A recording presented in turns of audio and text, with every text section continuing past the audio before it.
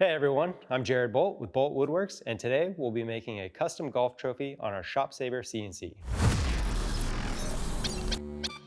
We've been making some pretty cool golf trophies for many years now, but up until a few years ago, they've all been made by hand. Now that we have a CNC, we can add a lot more detail, get a lot more intricate with some pretty cool features. This year, we're going to add a three-dimensional arch to our trophy.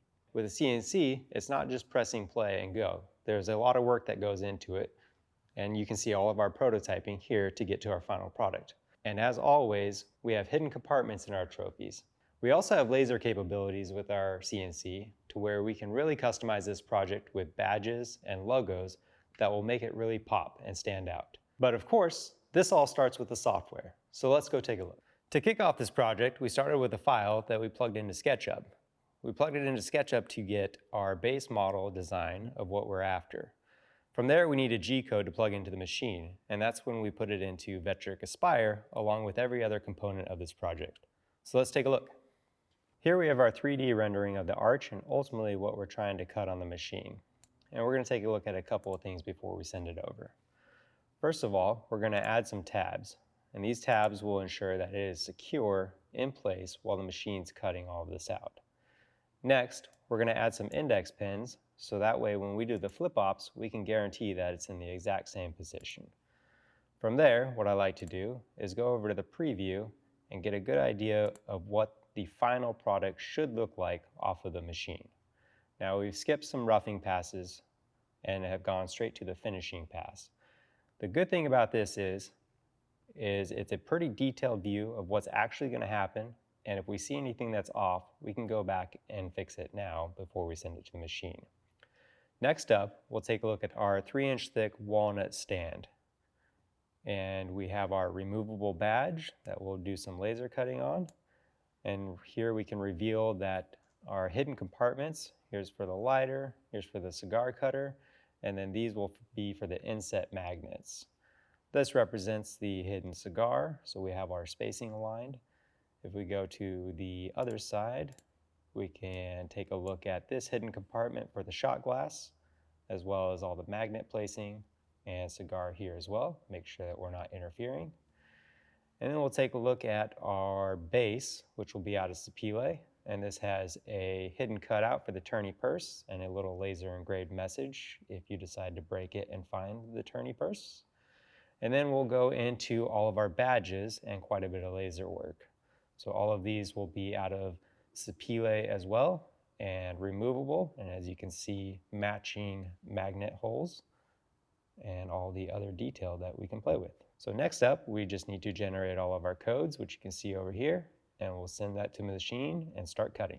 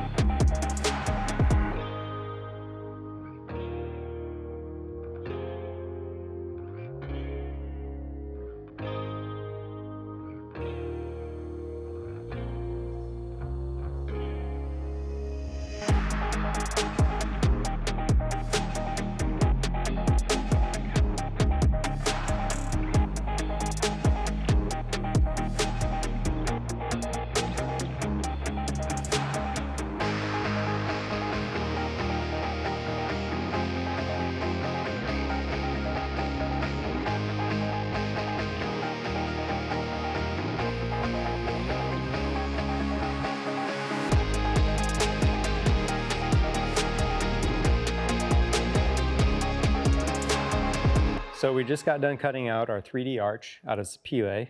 It was a flip-op on the machine. And to do so, we had it held in by 2 tabs, one big one across the bottom, one little one on the top. So we still have some cleanup to do, sand those off, and then clean up some of these mill marks throughout the piece by hand. And while we're doing that, we're going to jump back over to the machine where we have some 3-inch walnut glued up for the stand that this will sit on top of. And within that stand, we have some hidden compartments for a shot glass, a cigar cutter, and a lighter. So there's a lot to do. Let's get to it.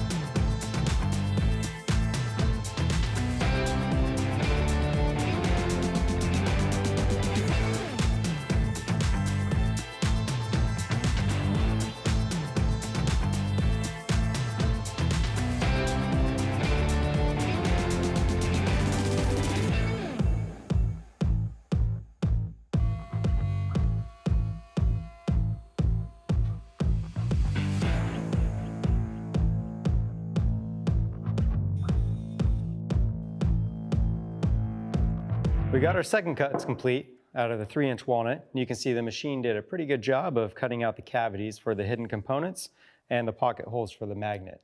We still got quite a bit of work to do on this as well. We're going to soften the edges and then do some sanding and get it ready for finish. While we're doing that, we're going to jump back over to the machine and start working on the badges that will cover these cavities. That will require some more flip-ops and some laser work for the logos that will go on the badges. So let's hop over to the machine and get that set up.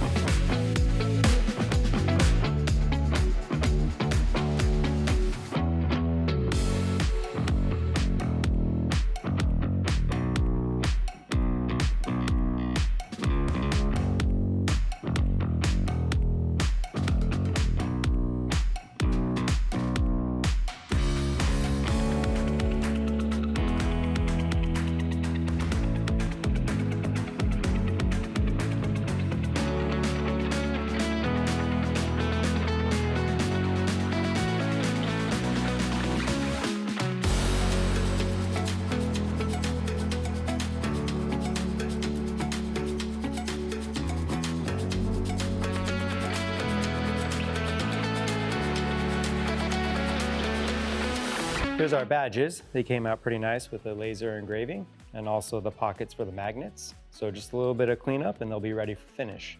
At the same time, the machine's going to be cutting our base, which is also out of Sapele. It's going to be pretty quick, so let's go get it cut out.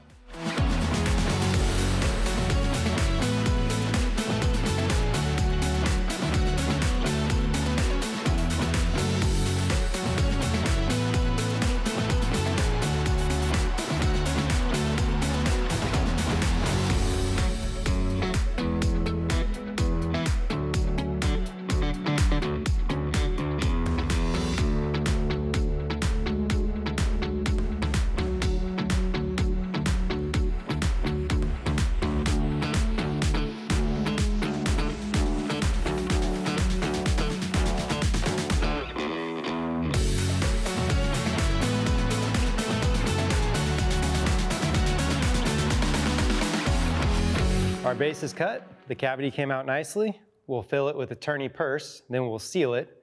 After that, we'll put some edge detail on, get it sanded, and then we can apply finish to all the cut parts. The finish will not only protect it, but also make the grains really pop. And from there, we can get this project wrapped up.